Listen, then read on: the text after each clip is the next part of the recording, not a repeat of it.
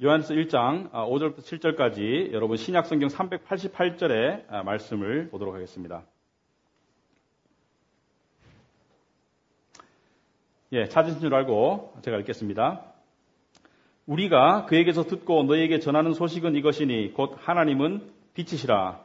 그에게는 어둠이 조금도 없으시다는 것이니라. 만일 우리가 하나님과 사귐이 있다 하고 어둠에 행하면 거짓말을 하고 진리를 행하지 아니함이거니와 그가 빛 가운데 계신 것 같이 우리도 빛 가운데 행하면 우리가 서로 사귐이 있고 그 아들 예수의 피가 우리를 모든 죄에서 깨끗하게 하실 것이요. 기도하겠습니다.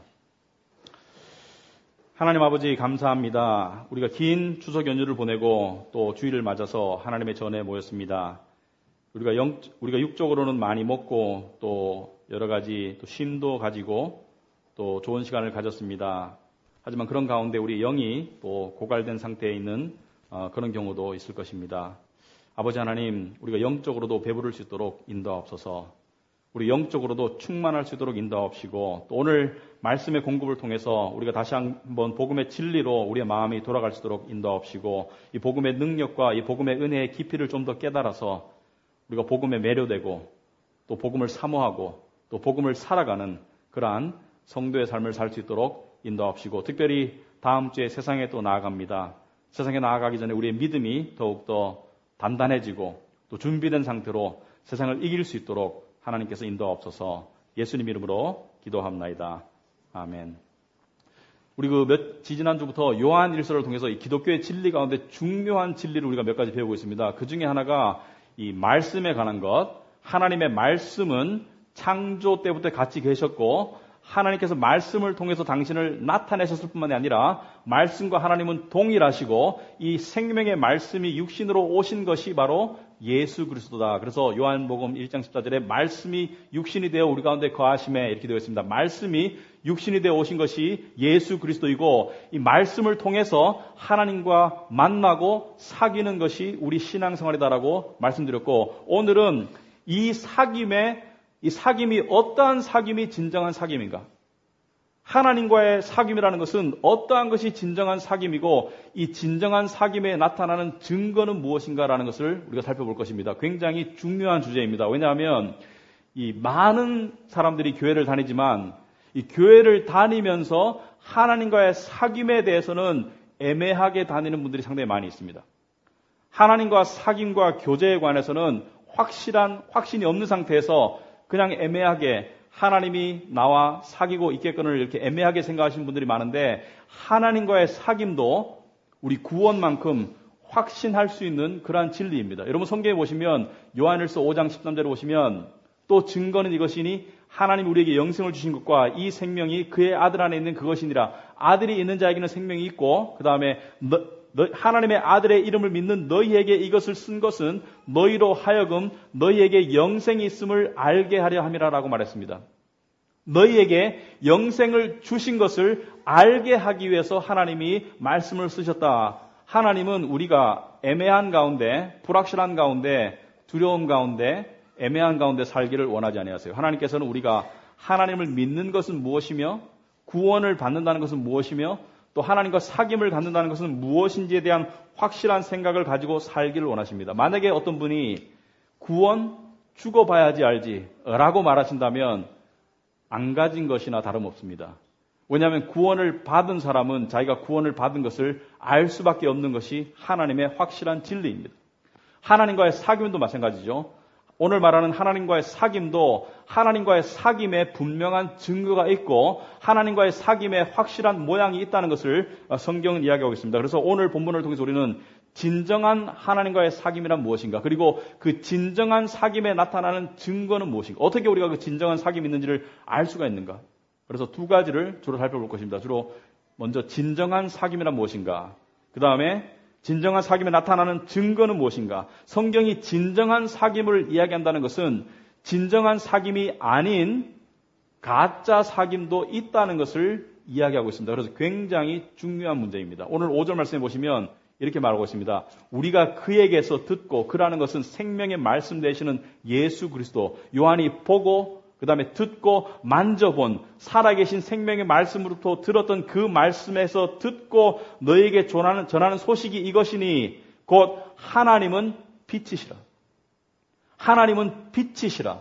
하나님은 이 빛이라는 것을 요한복음에도 나와 있죠. 그 안에 생명이 있었으니 이 생명은 사람들의 빛이라. 요한복음 1장 4절에5절에 생명의 말씀은 우리의 빛이다라는 것을 이야기하고 있습니다. 굉장히 중요한 개념인데 이따 설명하겠습니다. 둘째로 오늘 그 5절 말씀 중간에 보니까 하나님은 빛이시라. 그에게는 어둠이 조금도 없으시다는 것이니라. 여기 보면 빛과 어둠을 대조해서 이야기하고 있습니다.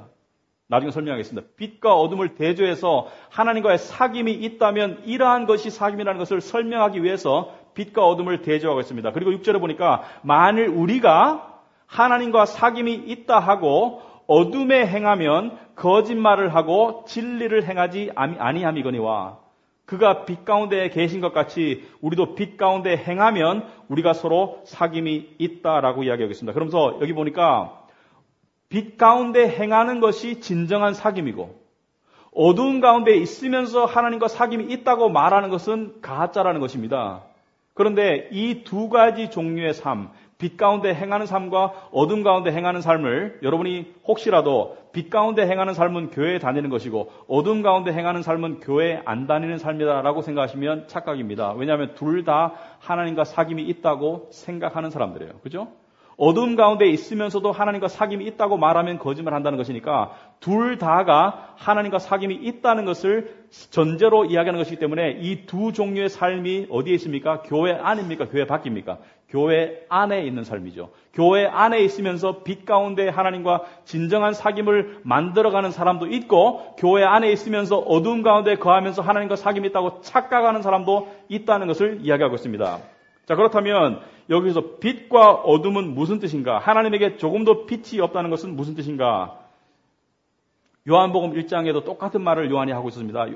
요한복음 1장 5절에 보면 빛이 어둠에 비치되 어둠이 깨닫지 못하더라라고 말하고 있습니다. 빛이 어둠에 비치되 어둠이 깨닫지 못하더라. 무슨 뜻이냐면 빛이 어둠에 비치되 어둠이 견디지 못하더라 또는 어둠이 이기지 못하더라 그런 뜻입니다. 원어상으로 어둠이 빛을 견디지 못하고 이기지 못한다.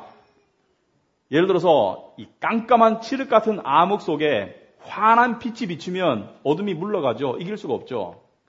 반대로 빛이 환한 가운데 어둠을 갖다 놓을 수가 없는 것이죠. 왜? 빛이 어둠보다 강하니까.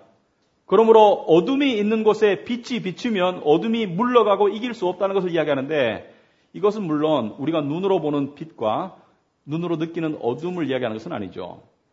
하나님이 빛이라고 해가지고 우리가 하나님이 광채가 환한 하나님의 모습을 본 사람은 없습니다. 여기.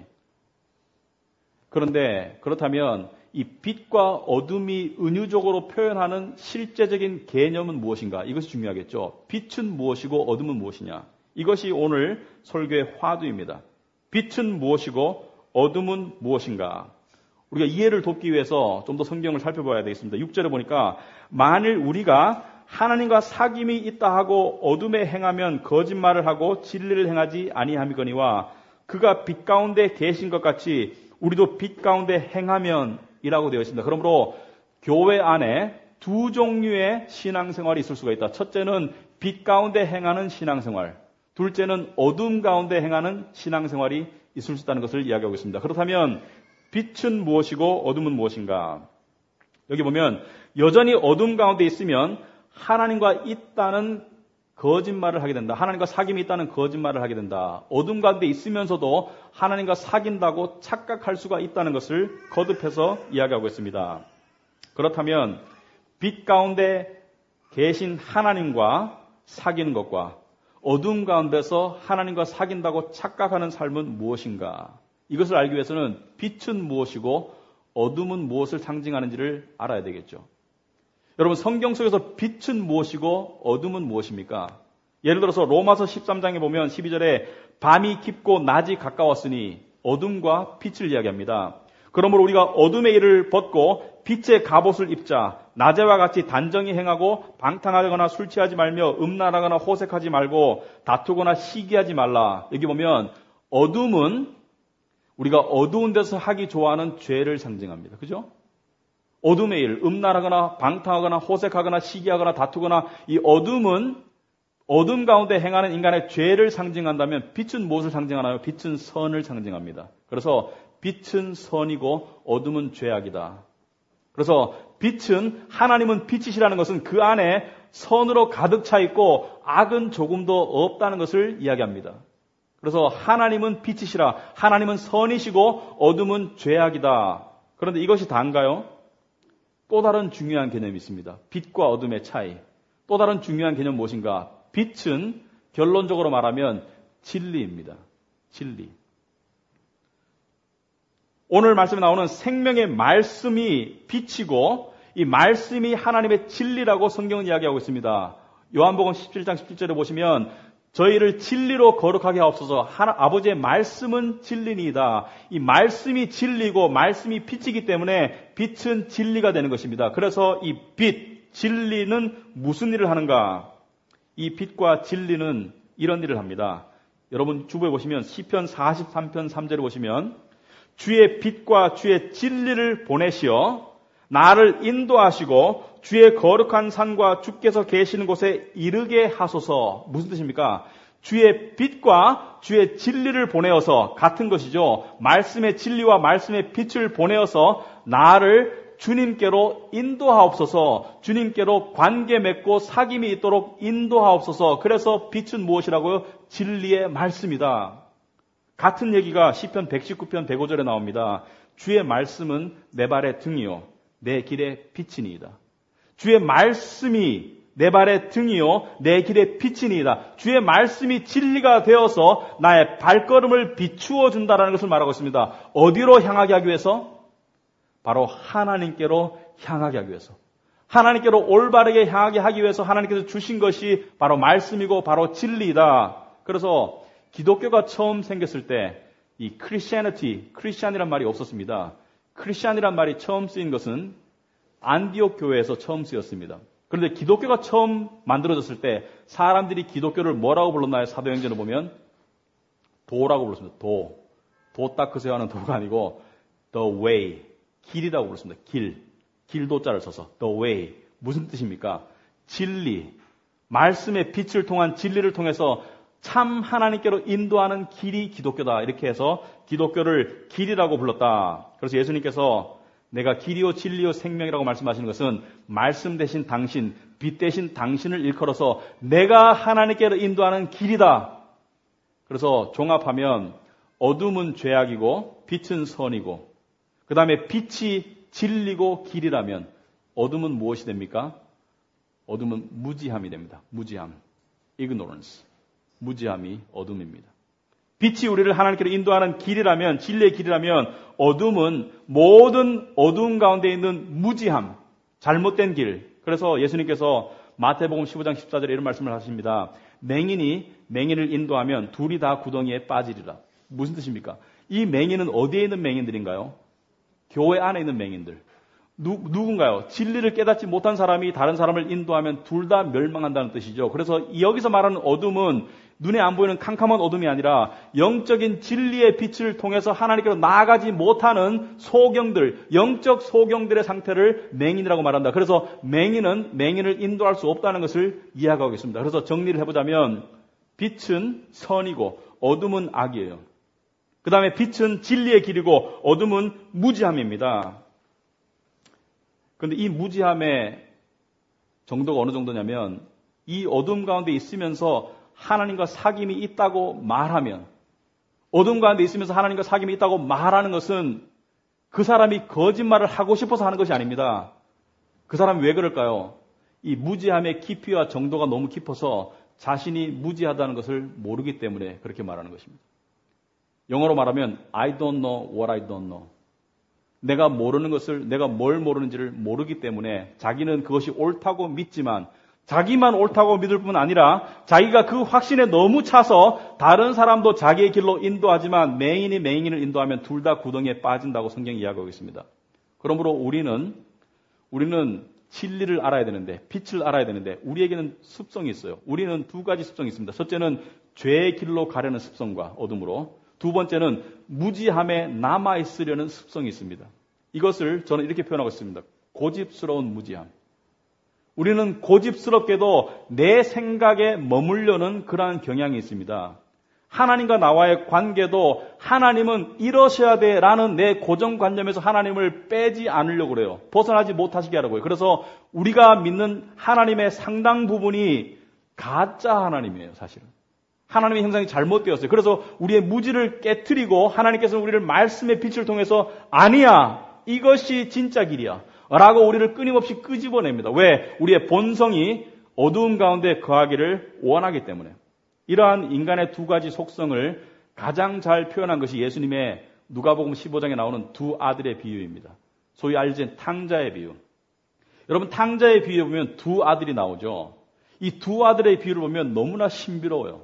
너무나 단순한 이야기지만 너무나 신비롭고 심오하게 영적인 진리를 이야기하고 있습니다. 여기서 둘째 아들은 어디에 어둠에 갇힌 아들인가요? 죄악의 어둠에. 첫째 아들은 그렇다면 바로 무지함의 어둠에 갇힌 아들입니다.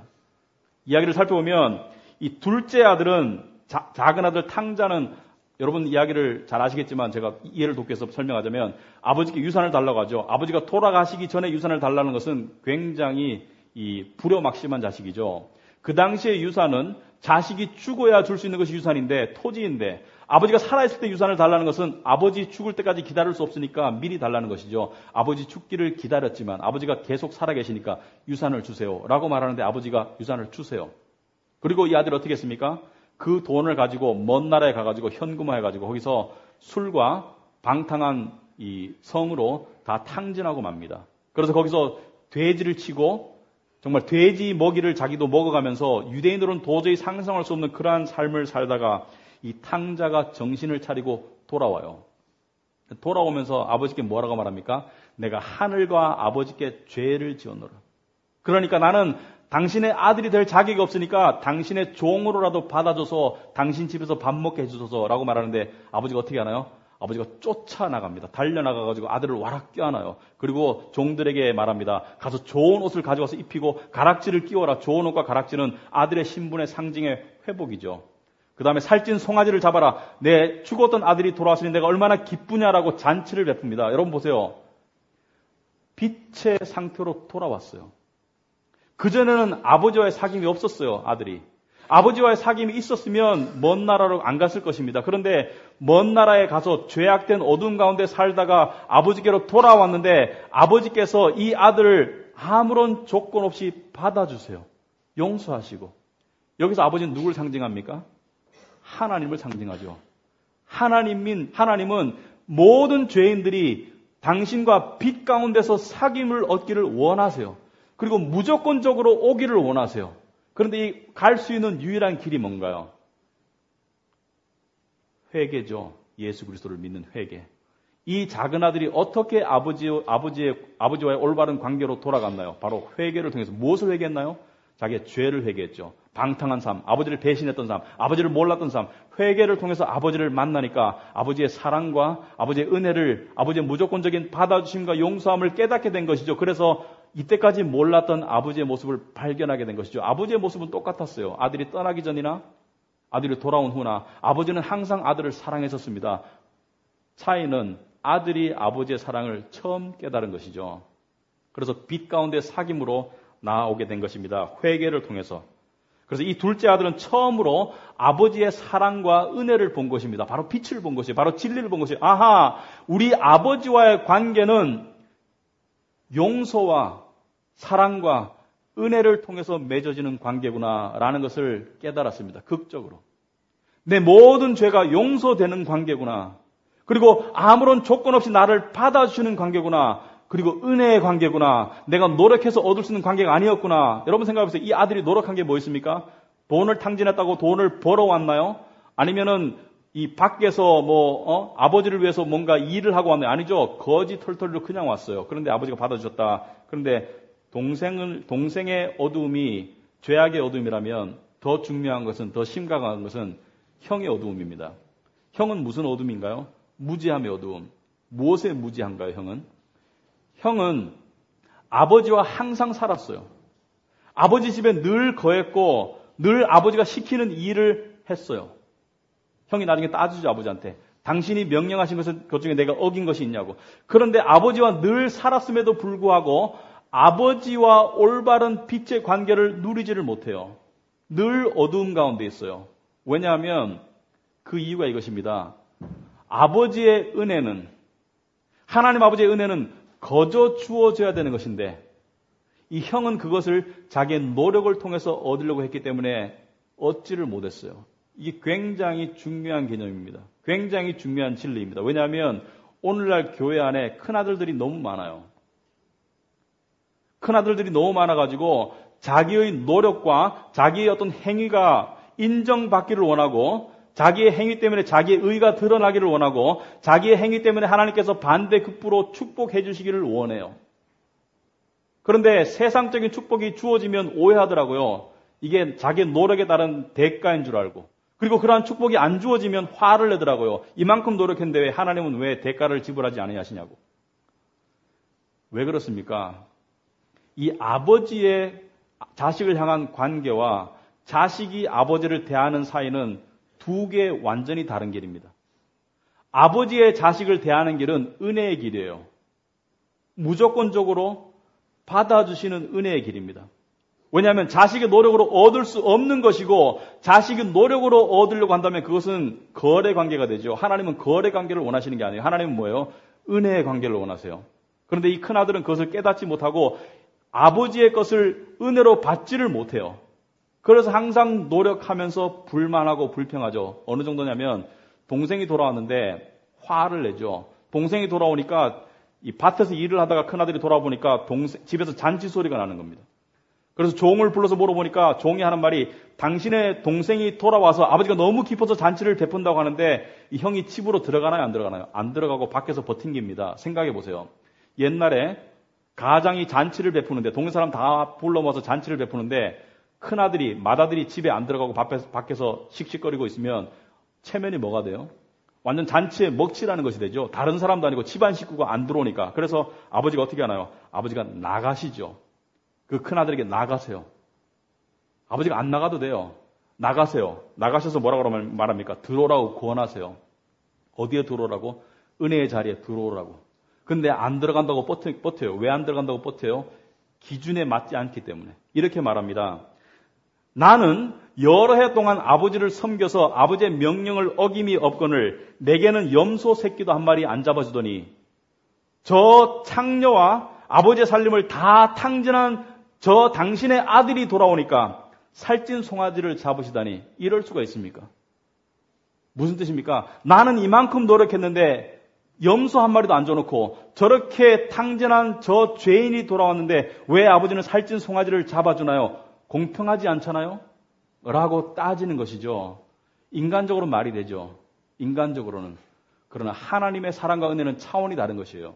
하나님의 사랑과 은혜는 우리 인간의 노력으로 얻을 수 있는 것이 아닙니다. 그러므로 아버지께서 그냥 은혜로 주셔야 돼요. 그래서 아버지가 뭐라고 말합니까? 31절에 보면 누가복음 15장에 아버지가 이르되 예 너는 항상 나와 함께 있으니 내 것이 다 네 것이 아니냐? 너는 나와 함께 있으니 내 것이 다 네 것이 아니냐? 무슨 뜻입니까?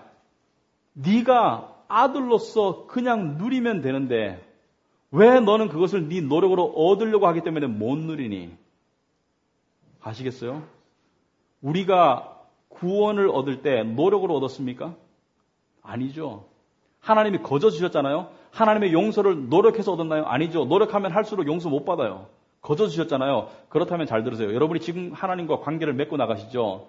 그런데 여러분이 이런 생각을 혹시 할지 몰라요. 이만큼 내가 열심히 신앙생활 하는데 왜 하나님은 내 소원을 안 들어주시지? 또는 내가 이만큼 노력했더니 하나님께서 나를 이만큼 성공시켜 주셨어. 이 모두가 큰아들의 모습입니다. 큰아들의 모습이에요. 복음을 벗어난, 은혜의 길을 벗어난 큰아들의 모습입니다. 그렇다면 소원이 있을 때 어떻게 해야 되나요?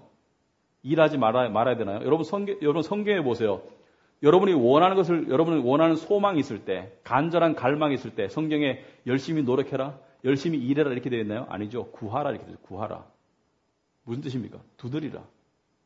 무슨 뜻입니까? 거래 관계로 나가지 말라는 것이죠. 노력해서 아버지로부터 얻으려고 하지 말라는 것이죠. 어떻게 나가라고? 믿음으로 자녀의 신분으로 나가라는 것이죠. 구하라. 어떤 신분으로? 아버지니까. 아버지 이거 필요합니다. 아버지 저 이거 간절히 원해요라고 그냥 이야기하라는 것이죠. 왜? 아버지니까. 종처럼 얻으려고 노력하지 말라는 것이죠. 아버지니까. 그러면 아버지께서 어떤 거는 예스 하시고 어떤 것은 노라고 말하실 거예요. 왜냐하면 아버지는 우리를 사랑하셔서 어떤 거는 우리에게 줬을 때 망칠 수 있다는 것을 아시기 때문에 안 주시는 것도 있어요. 믿어야 돼요. 아버지는 여러분을 사랑하시고 아버지는 여러분의 선을 위해서 아버지는 여러분의 최상의 선택을 해 주시는 분이라는 것을 믿어야 합니다. 어떤 부분은 기다리라고 말할 수도 있어요. 그런데 구하지 않으면 또 받지 못해요. 노력해도 받지 못해요. 구하라고 그랬어요. 아들로서. 이 큰아들은 노력했기 때문에 자기의 의를 힘입었기 때문에 자기의 의를 통해서 열심으로 하나님 아버지의 사랑을 거부한 것입니다. 왜? 나는 내가 노력한 대가를 달라는 것이죠. 이것은 기독교가 아닙니다. 이것은 종교이지. 내가 노력한 만큼 대가를 달라는 것은 복음이 아닙니다. 복음은 뭐예요? 어떤 것도 너의 노력으로 주어질 수가 없다는 것이에요. 그러나 모든 것이 너에게 은혜로 주어졌다는 것이죠. 이게 복음입니다. 이것이 굉장히 이해하기 힘든 개념입니다. 그러나 반드시 깨달아야지 하나님과 올바른 사귐을 맺어나갈 수가 있습니다. 이 무지함을 향해서 아버지가 말씀하시죠. 항상 네가 나와 함께 있는데 내 것이 네 것인데 왜 갖지를 못하니? 아버지의 말씀은 뭐라고 말합니까? 너는 내 아들인데 왜 종으로 살려고 그러니? 아들로서 다가오면 되는데 왜 노력해서 얻으려고 그러니? 거저 주는 은혜를 받지 않고 왜 거부하고 네 노력으로 얻으려고 자꾸 하기 때문에 못 받는 거니? 이 미련한 놈아. 이것이 어둠의 무지함의 어두움입니다. 그런데 이 무지함의 어둠과 죄악의 어둠 중에 어떤 것이 더 심각한가요? 이야기 속에 보면 무지함의 어둠이 더 심각해요. 죄악의 어두움은 오히려 쉽게 깨달을 수가 있어요. 그러나 이 무지함의 어두움은 더 깨닫기가 힘들 수가 있습니다. 우리 주위에도 또 내 속에도 이런 큰아들 같은 모습을 가질 수가 있어요. 아까도 말씀드렸지만 하나님께 정성을 쏟았더니 내 소원을 들어주시더라 또는 안 들어주시더라. 이 모두가 큰아들의 모습입니다. 자기의 노력을 통해서 하나님께 나아가려고 하는 모습. 그래서 이 아들도 회개해야 됩니다. 하나님께로부터 벗어나는 길은 두 가지 길이 있어요. 두 가지 어둠의 길, 죄의 길과 무지함의 길. 그래도 돌아오는 길은 한 가지입니다. 회개입니다. 그러므로 우리가 회개해야 될 것은 단지 죄만이 아니에요. 우리가 회개해야 될 것은 우리의 의도 회개해야 됩니다. 인간적인 의. 인간적인 의를 쌓아서 하나님을 조종하려는 모든 헛된 노력을 회개해야 합니다. 하나님께서는 우리의 회개를 단지 아버지 거짓말했어요. 아버지 음란한 생각을 했어요. 아버지 나쁜 짓 했어요. 이런 것만 회개하는 것이 아니라 우리 안에 있는 영적인 우월감과 교만함. 나는 모태신앙이야. 나는 교회에서 열심히 봉사해. 그러므로 나는 달라. 나는 특별해. 이러한 생각을 우리가 많이 가지고 있어요. 이것이 하나님 앞에 하나님과 올바른 사귐을 방해하는 교만의 죄입니다. 영적인 죄입니다. 그래서 성경에 보면 이사야서 59장 2절에 보면 죄는 굉장히 심각한 거예요. 오직 너희 죄악이 너희와 너희 하나님 사이를 갈라놓았고 너희 죄가 그의 얼굴을 가리워서 너희를 듣지 않으시게 한다고 그랬어요. 하나님과의 사귐의 가장 큰 장애 요소는 죄입니다. 오직 너희 죄악이 너희와 너희 하나님 사이를 갈라놓았고 너희 죄가 그의 얼굴을 가리워서 너희를 듣지 않으시게 하신다. 사귐을 죽여가는 것이 죄이다. 그러므로 이 죄가 없어져야 되겠죠. 마치 두 개의 이 전극이 붙어있는데 녹이 쓸면 전기가 안 통하듯이 우리와 하나님 사이에 전기가 충분히 흘러야 되는데 관계와 사귐의 전기가 흘러야 되는데 우리 마음 가운데 죄라는 녹이 쓸면 하나님과의 사귐과 관계가 점점 희박해집니다. 그래서 이 죄가 씻겨져 나가고 죄가 드러나고 죄가 제거돼야 되겠죠. 그래서 오늘 본문 7절에 보면 뭐라고 말하고 있습니까? 그가 빛 가운데 계신 것 같이 우리도 빛 가운데 행하면 서로 사귐이 있고 그 아들 예수의 피가 우리를 모든 죄에서 깨끗하게 하실 것이요. 여러분, 이것이 하나님과의 사귐이 있는 사람의 증거입니다. 하나님과의 사귐이 있는 사람은 죄가 점점 드러나요. 그리고 죄가 점점 씻겨져요. 그럴수록 사귐이 깊어져요. 그래서 하나님과의 사귐의 증거는 무엇입니까? 사귐의 증거는 평강과 은혜와 하나님 안에서 만족도 사귐의 증거이지만 동시에 무엇이에요? 가장 확실한 증거가 죄. 내 죄가 폭로되는 것. 상황의 어려움이나 관계 속에서 내 죄가 드러나는 것, 내 영적인 우월감이나 교만이나 자기중심성이나 또는 어떤 그 세상에서 말하는 부도덕의 죄나 이런 것들이 드러나는 것이 하나님과의 사귐의 증거이고 그 죄를 계속 씻어나가는 것이 무엇입니까? 예수 그리스도의 피이다. 여러분, 구원, 예수님의 피를 통한 죄 씻김은 단번에 이루어졌지만 진행형입니다. 단번에 모든 죄가 씻겨졌지만 여전히 예수 그리스도의 피는 우리의 죄를 씻어 나가는 것이 신앙생활이고 하나님과의 사귐 속에서 일어나는 일들입니다. 예수님께서 제자들의 발을 씻기셨을 때 뭐라고 말했습니까? 너희는 몸을 다 씻었다. 그런데 발을 씻어라. 이미 다 용서받았지만 생활 가운데 발을 씻는 그러한 죄 고백과 용서가 있어야 된다. 그래서 이 죄를 드러내는 것이 누구의 역할입니까? 빛의 역할입니다. 빛의 역할. 우리 스스로 우리 죄를 몰라요. 우리 스스로 아는 죄의 한계는 굉장히 얕아요. 그런데 우리 안에는 엄청난 깊이의 죄가 들어있습니다. 이것을 빛이신 말씀께서 드러내시죠. 드러내시기만 하면 기분 나쁘죠. 드러내기만 하면 아프죠. 그런데 그 수술의 칼을 대셔서 째시고 그 다음에 꼬매시고 그 다음에 회복시키시는 것이 우리의 신앙생활입니다. 그러므로 신앙생활에 이러한 사이클이 있습니다. 죄가 드러날 때 아픔과 고통, 그 다음에 죄가 다루어질 때 그 수치감, 그러나 죄가 회복될 때 안락함, 그 다음에 죄가 회복되고 난 다음에 그 평안함이 좀 되다가 또 다시 죄가 드러나고 이러한 사이클이 반복되는 것이 건강하다는 증거입니다. 영적으로 건강한 사람은 이러한 사이클이 반복되는 것이 정상입니다. 그렇다면 한 가지 의문이 남죠. 그렇다면 첫째 아들처럼 하지 말라면서요. 그러면 봉사 안 하면 되겠네. 하나님 위해서 열심히 할 필요가 없네. 그죠? 열심히 한다고 잘 봐주는 게 아니니까. 아하. 거기에 대한 질문은 이 질문이 답을 할 것입니다. 여러분, 이 누가복음 15장 속 이야기 속에 큰아들과 둘째 아들 중에 시간이 지날수록 누가 더 아버지를 위해서 열심히 자발적으로 일할까요? 아멘. 감사합니다. 큰아들과 작은아들 중에 큰아들은 이해관계를 따져서 일을 하죠. 그런데 작은아들은 뭐예요? 아버지의 사랑과 받아주심을 보았죠. 사귐이 있죠. 아버지의 마음을 안 거죠. 그래서 더 열심히 하게 되고 만약에 집안이 위기가 닥쳐가지고 아버지가 망하면 어느 아들이 먼저 도망갈까요? 큰아들이 먼저 아버지를 버립니다.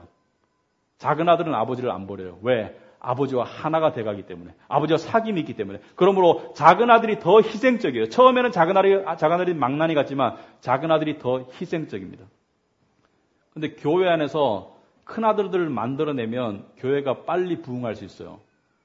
열심히 하라고 독려하고 인정해주고 그렇게 하면 복받는다고 가르치면 사람들이 열심히 하더라고요. 그런데 나중에 다 큰아들들이 돼버려요. 근데 작은 아들들은 좀 내버려둬야 돼요. 좀 넘어지고 좀 쓰러지고 그러다가 뭘 깨닫습니까?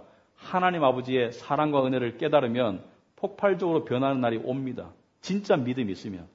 그래서 기다려주면 작은 아들들 때문에 교회가 되는 것이지 큰 아들들 때문에 교회가 망해요. 영적으로 죽어요. 실제로는. 그래서 이 교회는 큰 아들들을 만들어내면 안 됩니다. 교회는 하나님의 은혜를 계속 보여줘야 되는 것이 교회이다. 그런데 이 이야기 속에 둘째 아들, 작은 아들은 복받은 아들이죠. 왜? 아버지의 사랑을 발견했으니까. 그런데 이 작은 아들보다 더 복받은 사람이 예수를 믿는 여러분입니다. 왜 그런 줄 아세요?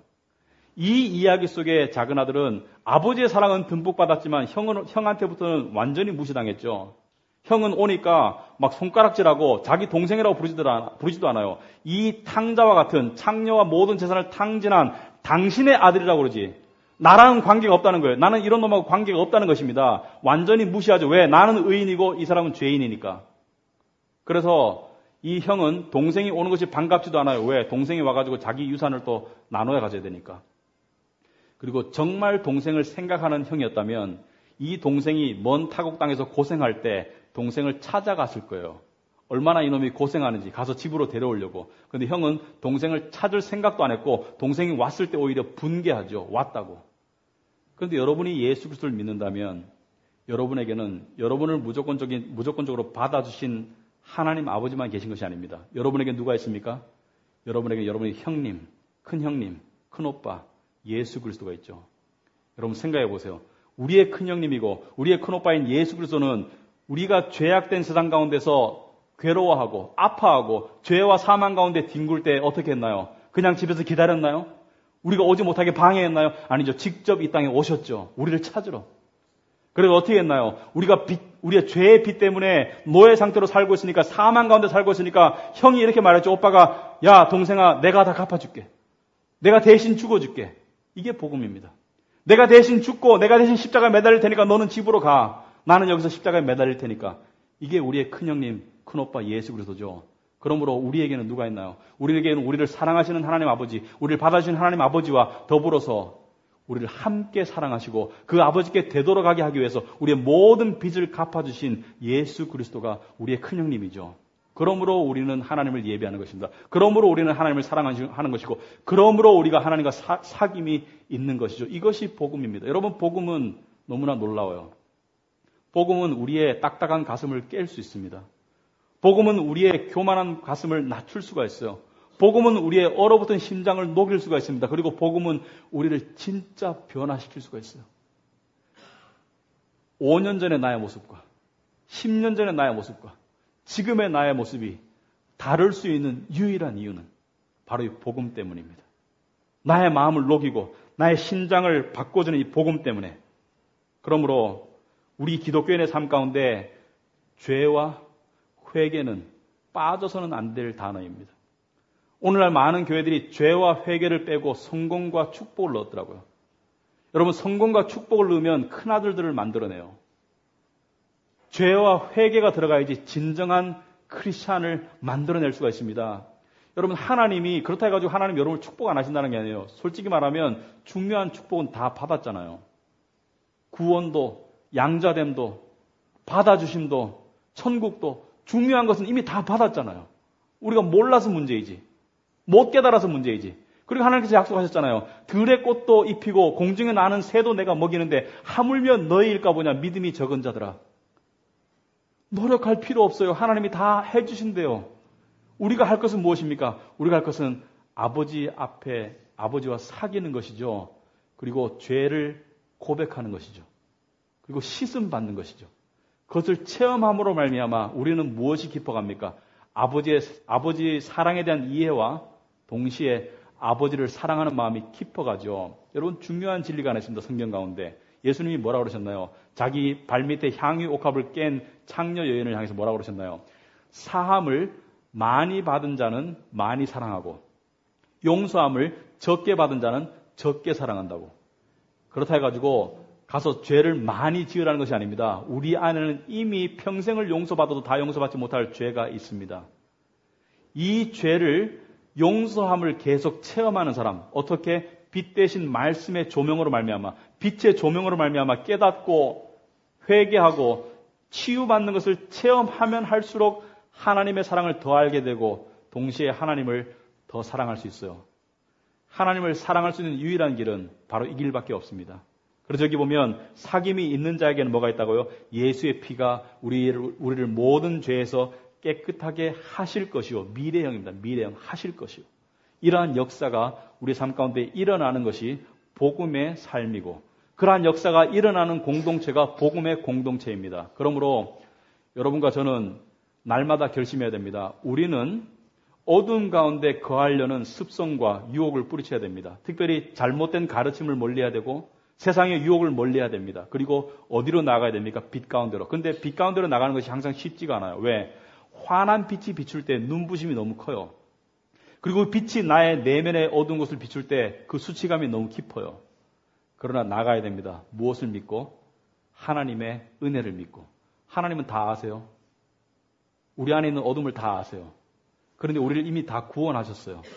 그리고 이제 하나님이 하시는 것은 뭐예요? 우리를 고쳐가시는 거예요. 그러므로 그분의 손길에 우리를 맡기는 것이 믿음입니다. 그리고 그것이 진정한 사귐이고, 그러므로 진정한 사귐은 말씀의 진리를 알아야 되고, 진정한 사귐의 증거는 죄의 폭로와 죄의 버림과 그 다음에 나의 회복이 있어야 한다는 것을 말씀드립니다. 기도하겠습니다. 하나님 아버지, 감사합니다. 우리가 죄인 되었을 때 우리를 찾아오셔서 우리를 무조건적으로 받아주시고 용서하시고 또 당신의 아들, 우리의 큰형, 우리의 큰오빠 예수 그리스도를 십자가에 죽게 하심으로 말미암아 우리를 집으로 데려오신 하나님 아버지, 우리가 예전에 때가 아직까지 묻어있지만 당신의 진리의 빛을 통해서 우리의 각각의 부위를 비추시면서 우리를 고쳐가시고 깨끗게 하시는 하나님께 영광과 감사를 돌립니다. 그 과정이 힘들고 그 과정이 아프고 그 과정이 싫을지라도 그 결과는 의와 평강이라고 했습니다. 아버지 하나님, 정말 아버지께서 우리를 수술하시려고 들고 계시는 칼 밑에 우리가 수술대 위에 믿음으로 들어 누울 수 있도록 인도하옵소서.